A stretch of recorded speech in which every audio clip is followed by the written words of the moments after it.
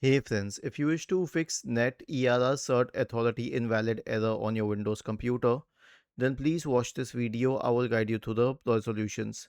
The first solution is to check the date and time. So, right click on the Start button and select Settings from the menu. Go to the Time and Language tab on the list on the left hand side and select Date and Time.